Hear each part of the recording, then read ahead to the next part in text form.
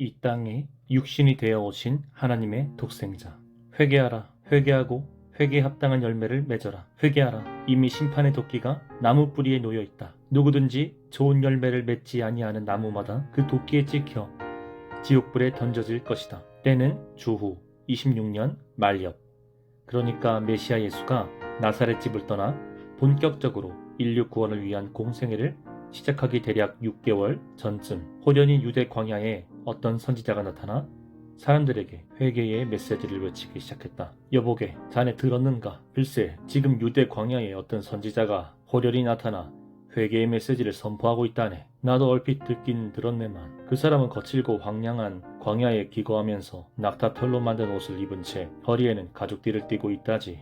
그렇다네. 그리고 그 사람은 메뚜기와 들꿀을 먹고 살면서 자신에게 나아오는 사람들에게 회개하라고 연을 외치고 있다더군. 유대 광야에 호련히 나타난 그 사람은 누구인가? 그는 하나님께로부터 보내심을 받은 하나님의 선지자로 그의 이름은 요한이었다. 그는 회개의 메시지를 외쳤을 뿐만 아니라 회개하는 사람들을 요단강으로 데려가서 세례를 베풀어 주었으므로 흔히 세례 요한이라 불렀다. 요한복음을 쓴 예수님의 제자 사도 요한과 혼동하지 말아야 한다. 예수님의 생애를 기록한 사복음서 마태, 마가, 누가, 요한복음을 보면 모든 책의 첫 부분에 어김없이 세례 요한이 등장한다. 그 까닭은 그가 메시아 예수님의 공생애와 관련해서 결코 빠뜨릴 수 없는 매우 중요한 인물이기 때문이다. 왜 그런가? 세례 요한은 사람들을 회개의 길로 인도하여 빛 대신 메시아 예수를 영접하도록 하는 선구자의 사명을 띠고 유대 땅에 보내진 인물이기 때문이다.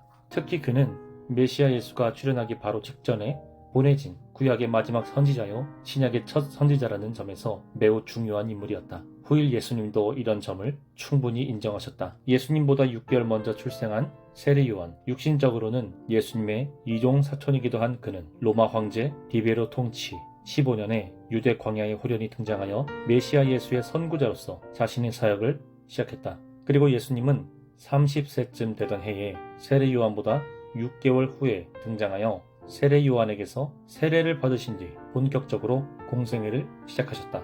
여러분, 이제 머지않아 나보다 훨씬 능력 많으신 분이 출연하실 터인데 나는 허리를 굽혀 그분의 신발끈을 풀어드릴 자격조차 없습니다. 나는 여러분에게 물로 세례를 주지만 내 뒤에 오실 그분은 성령으로 세례를 베푸실 것입니다. 그분이야말로 모든 어둠의 세력을 물리치고 여러분에게 구원과 영생을 가져다 두실 참된 빛이십니다. 세례 요한이 유대 광야에서 사람들에게 외친 메시지다. 세례 요한의 메시지에 의하면 그는 빛이 아니라 그 빛을 증언하기 위해 왔을 따름이다. 그러니까 세례 요한은 사람들에게 영원한 구원과 영생을 가져다 주실 그 빛에 관해 증언할 사명을 부여받고 하나님께로부터 이 세상에 보냄받은 자였다. 세례 요한은 맡은 바 자신의 사명을 충실히 감당하려고 그 빛에 관해 열심히 외쳤다. 거친 모래바람, 이는 황량한 유대 광야에 기거하면서 6개월 동안 부지런히 그 빛에 관해 증언했다. 자신의 증언을 통해 모든 이들로 하여금 그 빛을 믿게 하기 위해 최선을 다했다. 그 빛의 메시지를 잘 받아들일 수 있도록 강팍한 사람들의 마음을 힘써 일구어 부드럽고 촉촉하게 만들었다. 여러분, 때가 찼고 하나님의 나라가 가까이 이르렀습니다. 그러니 이제 회개하고 복음을 믿으십시오. 이 말씀은 갈릴리 지역에서 공생애에 첫 발을 내디디신 메시아 예수께서 사람들에게 외친 첫 메시지다. 그렇다. 과연 때가 이름에 세례 요한이 예고한 대로 그 빛이 어둠의 세상에 출현하여 세상의 모든 이들에게 복음의 찬란한 빛을 비추기 시작하셨다. 여기서 혼동하지 말아야 할 것은 그 빛은 단순한 빛이 아니라 인격적인 빛으로서 참빛 되시는 메시아 예수를 가리킨다는 사실이다. 이처럼 참 빛 되시는 메시아 예수께서는 사람의 몸을 입으시고 곧 성육신 하셔서 이 땅의 사람들 가운데 거하시면서 죄악의 그늘하에 놓인 어둠의 세상에 복음의 빛, 구원의 빛, 소망의 빛, 영생의 빛을 찬란하게 비추셨다. 그러나 세상 사람들은 참빛 되시는 그분을 알아보지도 못했고 믿지도 않았다. 그분을 받아들이지 않고 도리어 휘휘 손을 내저어 멀리 물리치며 배척했다. 참으로 어처구니 없고 몰염치한 상황이 펼쳐졌다. 사람을 비롯하여 세상의 모든 만물이 참 빛 되시는 그분을 통해 지음받았지만 세상은 자신들을 지으신 그분을 전혀 알아보지 못했다. 자신의 주인을 알아보지 못하고 매몰차게 뿌리치며 내친 것이다. 참 빛 되시는 메시아 예수는 본질상 성자 하나님으로서 영광스러운 하늘 보좌에 앉으신 분이다. 그토록 고귀하고 영광스러운 분께서 성부 하나님의 기쁘신 뜻에 따라 죄악의 세상에 빠진 사람들을 구원하셔서 영생을 베푸시려고 사람의 몸을 입고 몸소 자신이 지으신 자기 땅에 오셨다. 넓은 의미로는 이 세상에 오셨고 좁은 의미로는 유대 땅에 오셨다. 구체적으로는 유대 땅 베들레헴 마을의 어느 비천한 마구간에서 태어나셨다. 그리하여 그분은 30세쯤부터 공생애를 시작하여 이후로 3년 동안 유대 땅 전역을 두루 돌아다니시면서 부지런히 천국 복음을 베푸시고 가르치셨다. 그러나 그분의 백성들은 그분의 복음을 배척하고 받아들이지 않았다.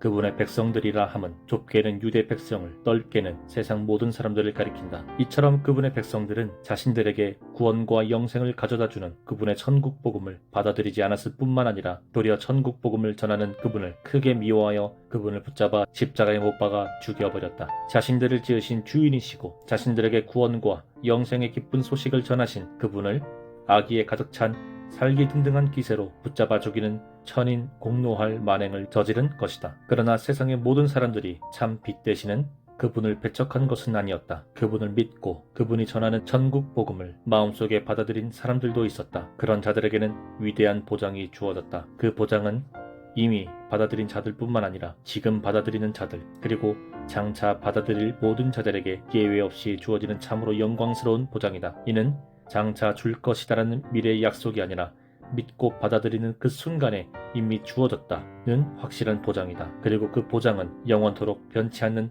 불변의 보장이다. 그 보장을 귀 기울여 들어보자. 그분을 영접하는 사람들, 곧 그분의 이름을 믿는 자들에게는 하나님의 자녀가 되는 특권을 주었노라. 그분을 영접하고 그분의 이름을 믿는다는 것은 그분 자체를 신뢰하여 그분이 전하는 모든 메시지를 전적으로 마음속에 받아들인다는 의미다. 그러하기에 이런 자들은 그분을 자신의 구세주로 받아들이는 신앙 고백을 한다. 그렇게 되면 그는 어둠의 자녀라는 신분에서 벗어나 빛의 자녀가 되는 신분상의 놀라운 특권을 획득하게 되는 것이다.